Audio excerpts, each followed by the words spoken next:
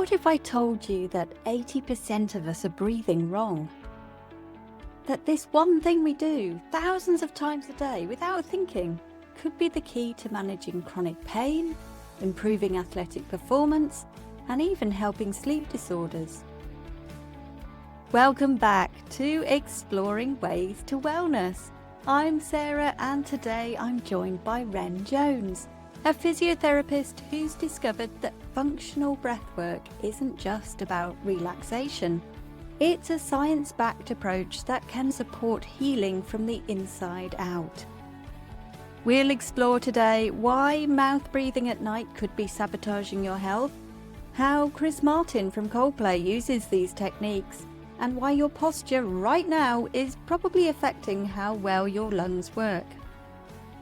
You'll discover the 3 pillars of functional breathing: light, slow, and deep, and why take a deep breath might not mean what you think it means. Whether you're dealing with stress, chronic pain, or just want to optimize how your body functions, this conversation will give you practical tools that you can start immediately. Because sometimes the most powerful medicine is already within us.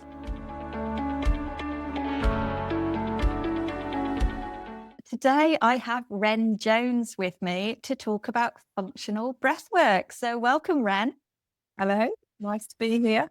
I'm really looking forward to our chat today, Ren, because I think this is a really interesting and important practice, but it's something that can have really deep, lasting effects and really benefit people's well-being. So we're talking about functional breathwork. Would you mind just letting me know, is it just sitting and breathing? Well, it can be, but it's really getting to the nuts and bolts of breathing. A lot of people have heard about breath work over the last few years. Probably most recently, people have been introduced to breath work by looking at people like Wimbledon and using that with cold Yes, water of course. therapy. There's a lot of breath work workshops and experiences happening at the moment, and they're brilliant. They're all a little bit different, and a lot of them will focus on breathwork practices from different cultures across the world and lead people through what we would call a heightened response.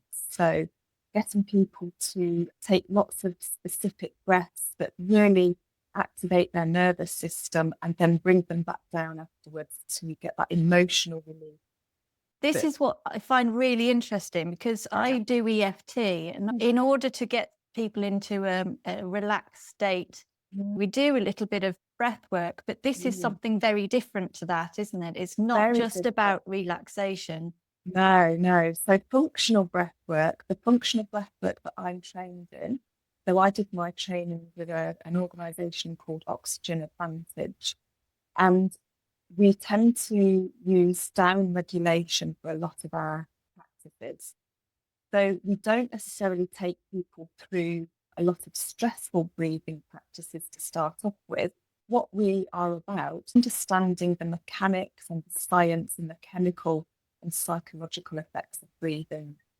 So it's very much in the moment. It can be part of a rehabilitation program.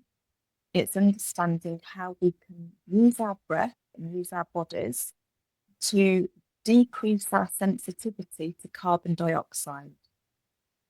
Okay. If we have less sensitivity to carbon dioxide, we're able to get oxygen around our bodies a little bit more efficiently. And we can also help with the production of another gas called nitric oxide. But basically what we do is specific breathing techniques that help people in all walks of life, whether it be people suffering from specific illnesses like allergies, hay fever. It's helped me with my hay fever, and migraine and asthmatic symptoms, a lot of breathing conditions, chronic pain, a lot of inflammatory conditions it can help.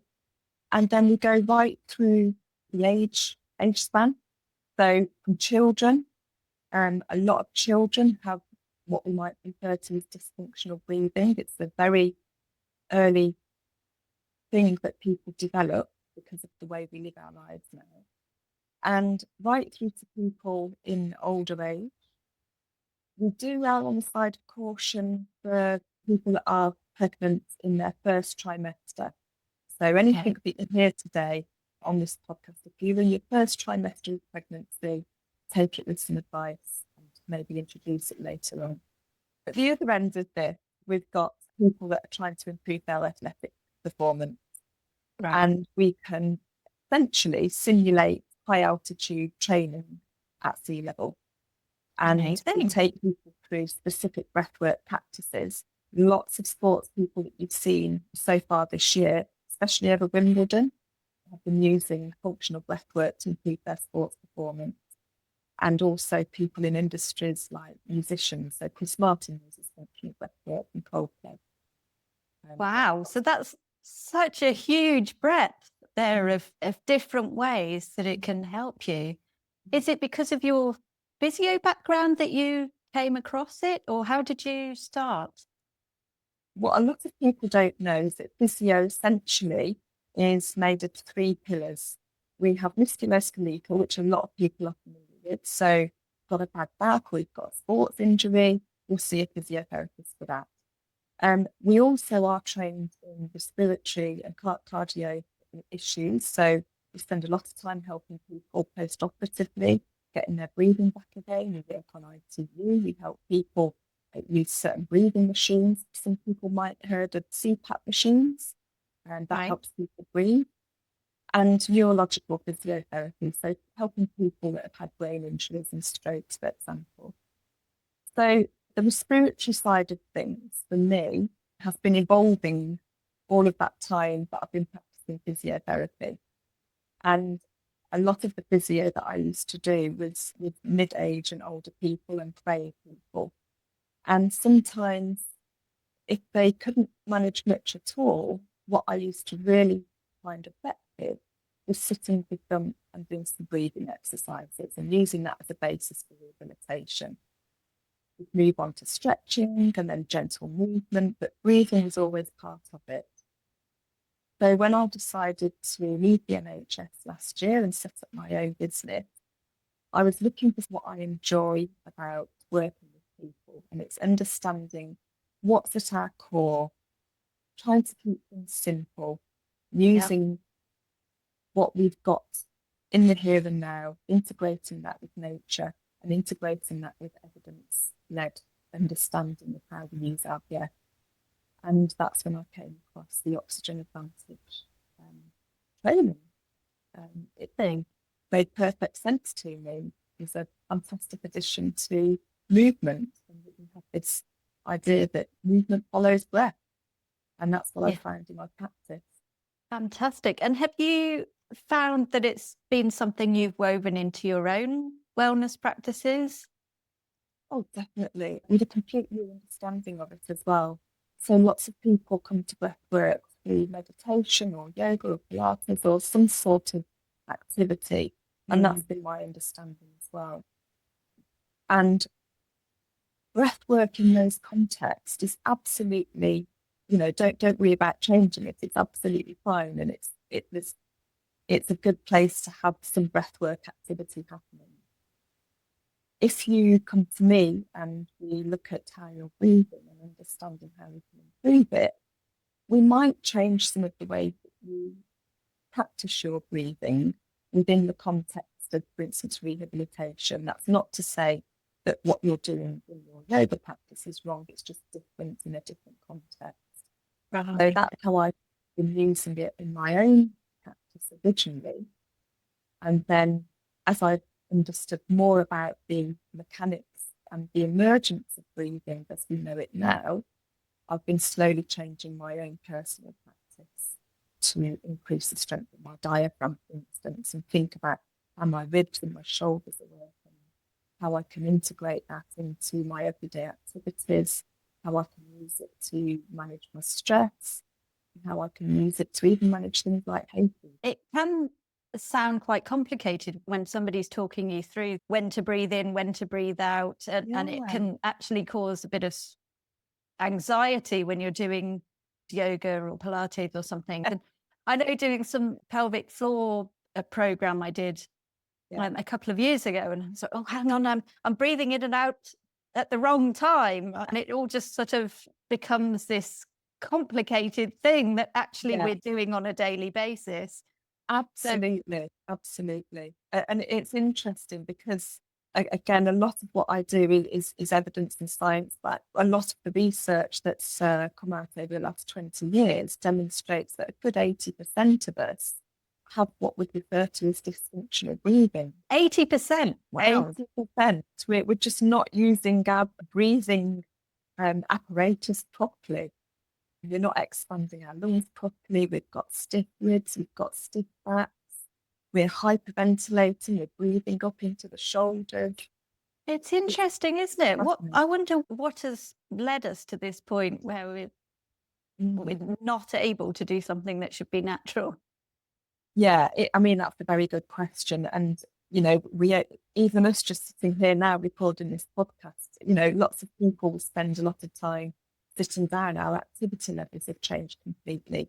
Even things going back to how we eat and what we eat. A lot of the food over the years has become very soft compared to what we might have been used to. That changes our palate.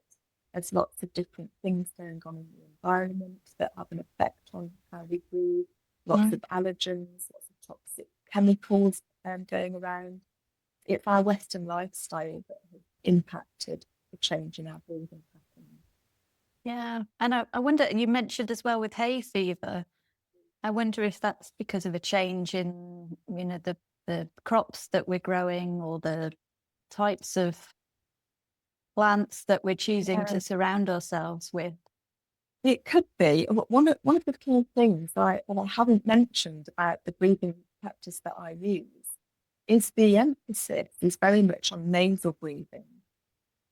So a lot of people will mouth breathe or use their mouths more often than they realise when they're breathing. This is especially an issue at night. So if you're waking up with a dry mouth or you're coughing or your nose is irritated, you've probably been mouth breathing throughout the night. And that means that your nose hasn't had the opportunity to do what our nose is supposed to do. Our noses are built to help us breathe. And the reason it's so important that we use our nose to breathe is so that we can make use of what it does. So it helps to clean the air that goes into our bodies. It helps to manage any bacteria that is foreign particles that are going into our noses. The membranes in our nose help to get rid of a lot of the bacteria that is going into our bodies so that we don't inhale it. When you're affected by hay fever and other allergens, it's because our noses are not as effective as they should be, and because we've become so used to breathing through the mouth. So if we can encourage our mouth to stay shut more often, and we only really need to open our mouth at the very maximum level of exercise, or if we're talking, obviously, but if we're just breathing, if we're just walking along into town or around the park, most people should be able to do that very easily without opening their mouth. And I would ask people to see what's going on, the amount of people that are sighing constantly or have their mouth open a little bit. We're just not used to breathing through our noses as regularly as we should do. Interesting. And I'm now suddenly extremely conscious of how my mouth is open. But so is there something that we can do to change that? Is that a series of exercises that you would need to, or is it that consciousness around how am I breathing? Yeah, it's both of those things, really. So people might have become aware of certain people on social media, for example, or on sports activities, wearing mouth tape. It's a growing practice. People will tape their mouth shut at night to encourage and nose breathing, so they're not breathing through their mouth at night. I would recommend that with caution. There are some people, some conditions where being able to puff gently through the mouth at night is helpful, and actually not being able to do that can cause harm. So we would recommend taping around the mouth, and there are specific tapes you can buy to help you with that, rather than taping the mouth completely. especially with children as well. So yeah, you can tape around the mouth. It gives feedback to the muscles around there to help try and keep the mouth shut at night so that you're more likely to breathe through the nose. And then in terms of actual conscious practice, it is literally that. You can think, right, I'm going to go for a walk and I'm not going to open my mouth when I'm breathing. We do have a lot more specific exercises that we can take people through. And we would normally start by assessing somebody completely. We would measure their sensitivity to carbon dioxide by a simple test. We would also look at the biomechanics of people breathing. So what people may not know is that the lungs, the top of your lungs actually sit just here, and they fill up almost the whole of your rib cage. So for people that are listening rather than watching, that's right up near your shoulders. Right up near your shoulders. So if you've got problems with your shoulders or problems with your neck, everything is connected through the muscles and the fascia of the body inside. So if you've got problems around here, you're more likely to be protective of that area. You're more likely to squash down the space that your lungs have got inside. If you're then sitting at your desk trying to do your work, you might be hunched over. You might be constricting that whole rib cage that your lungs are trying to expand in and out of. Your diaphragm won't be able to expand properly because you've got a hunched position. You've got a constricted position. So anybody that's got any sort of musculoskeletal problem around their shoulders, their rib cage, their neck, their arms, even down into their hips and their pelvis, you will be affecting the mechanics of your breathing. So there's lots of things you might be trying but aren't working because there's something else that needs addressing. So really interesting. Big picture, and it's very difficult to say, you do this breathing exercise, that's going to work for you, because it's not as simple as that.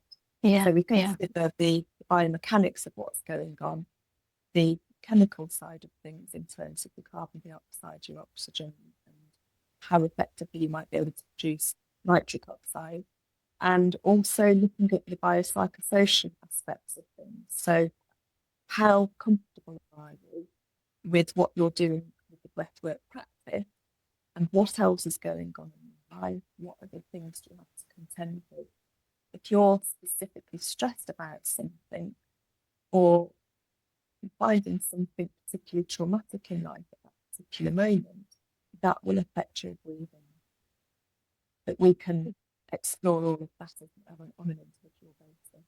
Yeah. We can take some really practical, useful learnings and tips from any of these techniques that we've been talking about in the podcast, but often to take it to the next level, it's worth getting somebody such as yourself to sort of assess the whole picture, because obviously you can't necessarily see that in yourself. So, already from this, I'm taking the needing to be a bit more conscious. I'm probably am a bit of a mouth breather at night. I definitely relate to some of the things you talked about there.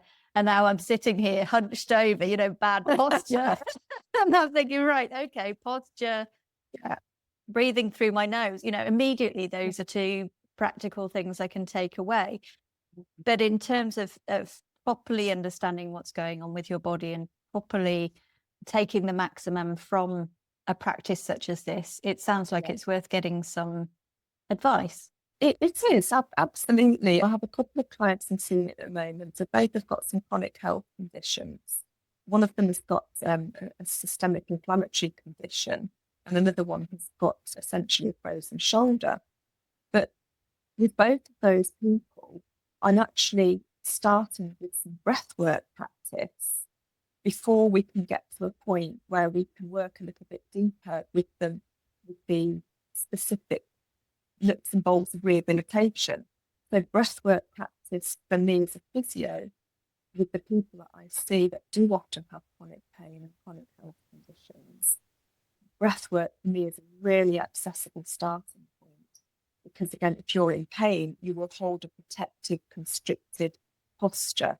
So to then try and have somebody come in and say, right, let's do this exercise where we lift up here and walk over here and stretch here, that can be quite unnerving. And because although you're in a constricted posture, it feels safe.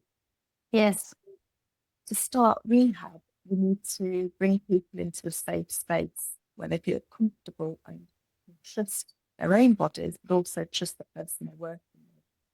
So one of the first things that I might do with somebody who does have chronic pain is work with their breathing.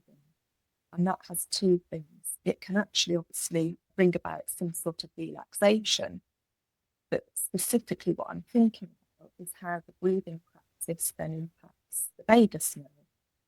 And with the vagus nerve, again, a lot more people are becoming aware of what that is.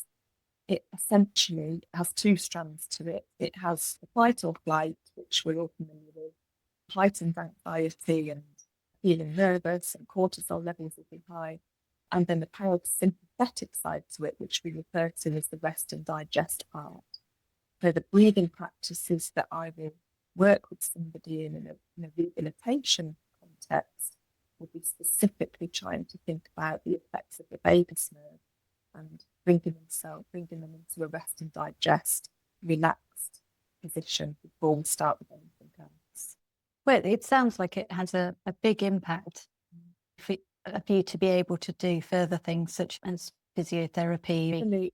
I just find it fascinating because it's just such a fundamental part of who we are as human beings and what our bodies are capable of. A lot of our medical issues now, again, this is emerging work, but a lot of it is put down to inflammatory responses and brought about, again, by Western lifestyle and sometimes trying to make things better, we've made things worse. And that's not to say that that's the full cause. I'm very, very aware of that, but that is a contributing factor. The breathwork practice that I do delivers oxygen more effectively, more efficiently to the tissues in the body. If we've got better delivery and more consistent delivery of oxygen to the body, we have a much better chance of affecting the inflammatory responses throughout the whole body. And so breathwork, by using what we know about oxygen, carbon dioxide and nitric oxide, can influence the inflammatory response in our bodies and bring about improvements of symptoms to people. Yeah. When you put it that way, it makes complete sense. And it's a shame we aren't making more of this. I mean, it feels like it should be the initial thing to look at before addressing physical issues and on the psychological level. I think I think it is emerging and becoming a lot more known that there's definitely some people in the medical field that are using this as their practice. Some GPs and some consultants and researchers that I'm aware of that are integrating this into their practice. It's still fairly early days, but I bet you we'll be sat here in 18 months and we'll all be a lot more familiar with it and it'll become a lot more mainstream. Yeah, I think it's really people are really starting to recognise that actually we've got this really simple mechanism in front of us and why aren't we using it more often? Yeah, it's hiding in plain sight, isn't it? Absolutely, absolutely. It's what's basically what drew me to physiotherapy in the first place. I was just absolutely fascinated by what the human body can do to heal itself without anything else interfering. And it's just being able to understand how the body works, how it reacts to an external environment, and how it reacts to an internal responses that we can help produce basically. Yeah. With really no equipment. I mean, there's lots of equipment we can use, obviously, to enhance those effects, but we can basically do so much just by the knowledge of the human body and get it to heal itself if we understand what's going on. Yeah, yeah. And I touched on there about the psychological benefit as well. It just made me think about the fact in our language, if you're nervous about doing something, someone will say, take a deep breath. take a deep breath. Oh, that in itself, I mean, there's so much attached to that because we say take a deep breath. So again, there's three components to the breath work that I do. We think about breathing light, so actually taking less air than we think we need to. Okay. So we go through a practice called air hunger. So in the same way that you might be hungry for food, we will bring people to a place where they can experience what air hunger is like. So you want to take a deep breath and take a bigger breath and take more air. We don't actually need as much as we do on a day-to-day basis. So breathing light is about creating an environment of air hunger. And I would need to do that on an individual basis because Yes, of course. Yeah. we need to be mindful of that. So we can create air hunger, so breathing light, breathing slow. Most of us breathe too fast. So we take too many breaths throughout a minute. Some people might be taking 12 to 20 breaths a minute. Ideally, we'd aim for 6 breaths per minute. And 6 breaths per minute is a fascinating number because it's been shown that a lot of meditative practices that have been around for thousands of years, and some chanting and some prayer practices, they bring about a state of bringing the practitioner to 6 breaths a minute of breathing. So it's something we've instinctively known for a long, long time. That is interesting, actually. I have noticed when I've meditated in the past how it slows your breathing. How it does. But I wonder where the 6 has come from. That's really interesting.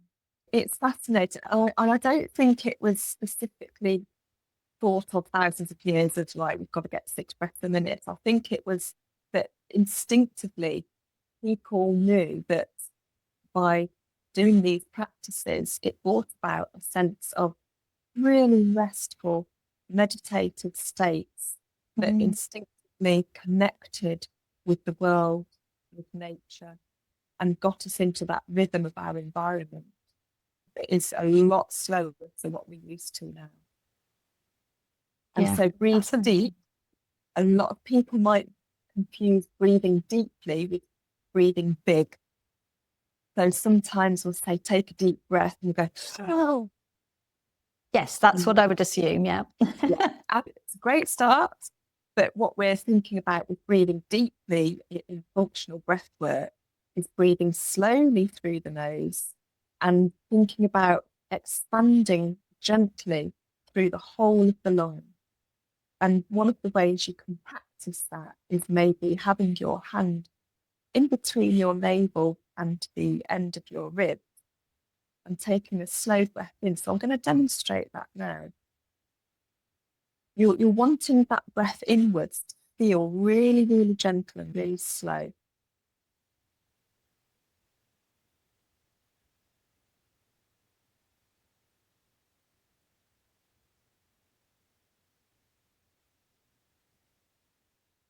That was a deep breath, but it wasn't necessarily a big breath. Yes. And it was deep. I could feel my hand moving slightly, not over my tummy, but just at the bottom of my rib cage so that I can feel my ribs expanding outwards to the side and the front and the back. But the movement you're wanting is for your rib cages to move slightly outwards, smooth movement. Many years ago, I did a breathwork class. They were saying about belly breaths or filling the belly and then the chest. And I'm somebody who gets very caught up on the on the detail rather than appreciating the practice itself. Yeah. But part of what I found interesting about that was this moving my consciousness to how I'm breathing and how I'm filling my lungs. Yeah. Is that also part of it then, the sort of directing your attention to it? Absolutely. So what we've found as well with this particular way of breath work, words absolutely matter. Different people will interpret those instructions differently, which is why it's so important, I think, to work with somebody in person that understands what's going on, that can see why it is or isn't working for you. So like you say, some people will think belly breathing, well, I'm breathing into my belly, but you could be, but you're probably still not using your lungs effectively. Somebody else would interpret that and get it absolutely spot on. So it really does make a difference. And also coming back to how we're all built functionally. So different people will be able to adopt those positions more comfortably than others. Yeah. So it's about understanding what's going to enhance your breathing in that particular context. Is it that you need a cushion under your knees? Do you need to have a cushion under the small of your back? Do you need to have your arms out at the side, or do you need to have them slightly resting on your belly, for example? It will affect so many people in such a different way. And then the meditative side of things, not everybody understands or can get to grips with meditation. So especially thinking of mindfulness, I know a lot of people that for a start off can't imagine things very clearly. Yeah. So we might be taking somebody on a visual meditation and they can't see what we're trying to describe. And they will feel like they failed at meditation, can't do that either. Where do I go from here? Breathing. So one of the, again, we start off at such a basic level because it's so important. I will often just ask people to sit there for half an hour, noticing the cold air going in through the nostrils, noticing the warm air coming out through the nostrils. And that's all that needs to happen. Just notice the cold air going in, notice the warm air coming out. And just by doing that, people straight away have got a really tangible thing that's happening for them. It doesn't matter what else is going on at that moment. It's just about getting into a different state and noticing something different about your own breath.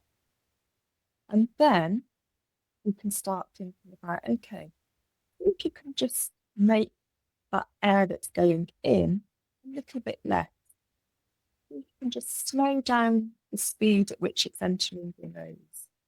And then we can start building on it like that. And I guess to some extent, some of that is as you're doing this practice, naturally your body will be slowing down its breathing. So actually you're not forcing it, because that's another thing I've found is where you're doing a group session or where you're doing something maybe online and it's not personalized.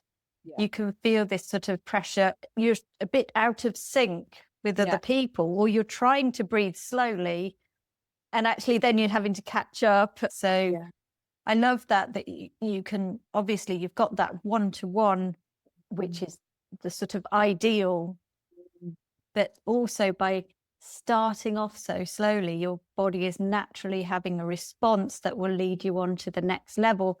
And partially you're wanting people to be conscious of that response, but you can also give that suggestion that means that the body can relax into the next stage of the process. Absolutely. Yeah. And even if I'm doing group work, I will not have more than 8 to 10 people. It's so important to start with the basics, because we've got a lot of things to unlearn. And it's not just about learning a new way of breathing, it's about unlearning what we think we know about breathing. Wow. We started with this oh, it's so simple. You just breathe in and out. Yeah. Actually, I can see where all the study must have come in and how much there is really to unpick with this. And it looks like it's been ideal, the fact you have that physio background, that means that you can really understand what's happening with the body, as well as appreciating what you've seen from a psychological sense of how people have on both sides they benefit. Have you got any particular examples that stick out from your personal experience with breath work and how it's benefit you? I guess that there's one gentleman I was working with who just was not sleeping and hadn't done for years, and tiredness was his default, basically. He just accepted that he was always going to be tired. He didn't snore specifically, but so snoring is another giveaway. If you've got a partner that snores, you know they're not breathing very well. Right. And sometimes people can actually stop breathing in the night. So some people suffer with what we call sleep apnea. And so that's when sometimes it can be as simple as the mechanics of lying on your back and the jaw falling back and the tongue obstructing the airway. And just not being able to regulate breathing properly. So there's different forms of what goes on at night, but this gentleman was having what we think might have been some episodes of sleep apnea and also snoring and just in a vicious cycle of being tired in the day, not eating properly, getting quite stressed quite quickly, going to bed at night, not sleeping at night, and the cycle would just keep on happening. And just by addressing some simple, I would say, lifestyle changes, one of those is breathing. And this is the other thing, that we can't just focus on one thing and think that's going to be the be all and end all. Functional breathwork is very much like it's functional. It's part of what we do in our day-to-day lives. So if you're coming to functional breathwork and think it's going to make everything perfect without changing anything else, in the same way that you can't change your diet without also addressing maybe some lifestyle changes, it's part of what we do. So we did have a look at some of the foods that he was eating. We know now as well, and I think we've got a food background as well, so we know that some of the foods we eat cause inflammatory responses in the same way that some of our breathing practices are causing inflammatory responses.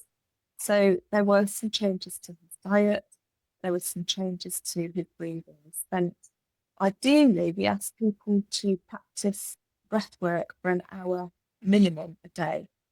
And that sounds like a lot, but we break that down into 10-minute chunks. So you do 10 minutes in the morning, 10 minutes mid-morning, etc. And that was very much a case of taking this person through breathing lives, understanding how their breath worked, understanding what their responses were to when they were being a little bit more active with their breathing. A lot of the work we did with this gentleman was actually outside. So they spent a lot of time outside. So we thought, right, let's go outside and work outside. Practices such as practicing your deep breathing when you're walking sounds simple, but to do a proper deep breath, how we demonstrated earlier, so it's a slow, long, deep breath that really expands your lungs. Doing that as you're walking can be quite a challenge. And I would probably suggest that people go out and have a go at that. You might need to change the speed at which you're walking to get the coordination right, but it's a good one to start with. So back to this gentleman, we worked on how he was breathing when he was walking, and that's all we needed to do. And bit by bit, we were talking 3 or 4 months to get some good breathing practices in. His sleep improved, his stress levels improved. We measure people's sensitivity to carbon dioxide by using something called a BOLT test. That's body oxygen level test. And ideally, we'd take somebody, so I think he started off at, I think it was 17 or 18, and we got his BOLT score to improve to, I think it was about 26 that he got it to, but he's still working on that. That will probably go up to hopefully around 30-ish. And I can give some information for people to measure their own BOLT score, see where you stand. Yeah, I mean, have you got a blog post or something we can direct people to? I have, yeah. I can put some link in the show notes if that's okay with you. Fantastic. Yeah, I mean, your example just there, I mean, that's truly life-changing for the gentleman you're talking about. It honestly is. There's another lady that I worked with, suffered with migraines. The migraines haven't completely gone, but they have reduced in intensity and frequency. And these people, I've set them off on the right track. And over time, because it will take time, this is going to take months. This isn't a quick fix. You're not going to get quick fix with some long-standing health problems, you will get quick changes because it does change quite quickly in terms of your body's response to your breathing. But in terms of how it affects long-standing systemic health problems, it will change them, but it won't be quick. So I'll prepare people for that. Yeah. But if it's going to improve your life, then it's worth it. And it's so simple still. Yeah.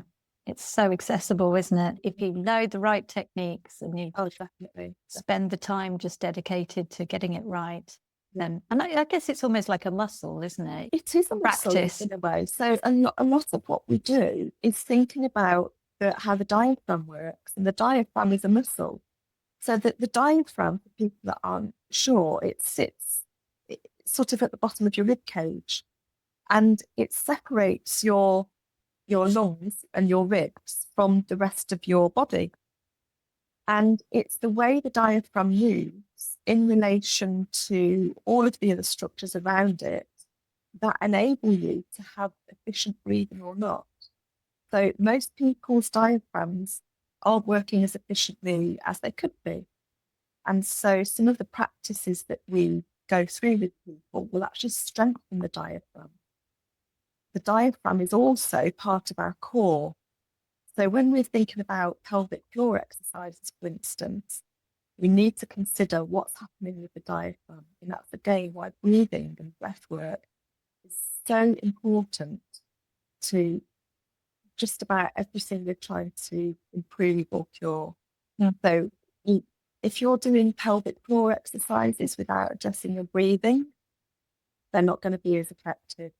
The diaphragm is part of your core body, and if you're going to improve your pelvic floor, you're going to be working on your diaphragm as well. You need to working on your diaphragm.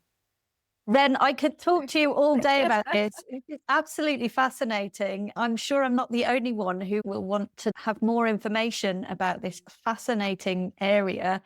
I know, for example, you've got some things coming up for both athletes and to aid people going through menopausal symptoms. Yeah. What's the best way for people to get hold of you? So I've got a website. My business name is Roots and Stars, because for me, everything is rooted in the fundamental basics of who we are, and it connects what we are and who we are and what we do to nature. It's a huge part.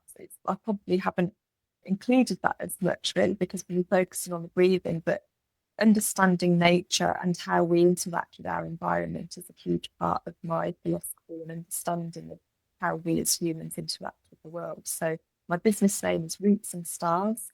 That's www.rootsandstars.life. I'm also on Instagram and Facebook.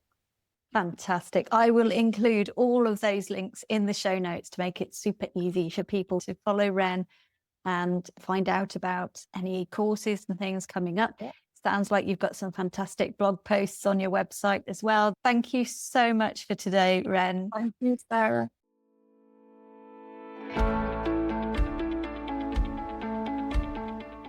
This conversation with Ren has completely transformed how I think about breathing. That statistic that 80% of us have dysfunctional breathing patterns. We're missing out on this incredible built-in healing system we carry everywhere. I loved learning about the 3 principles of breathing light, slow and deep, that we actually need less air than we think. 6 breaths per minute has been instinctively known by meditation practices for thousands of years. And that deep doesn't mean big.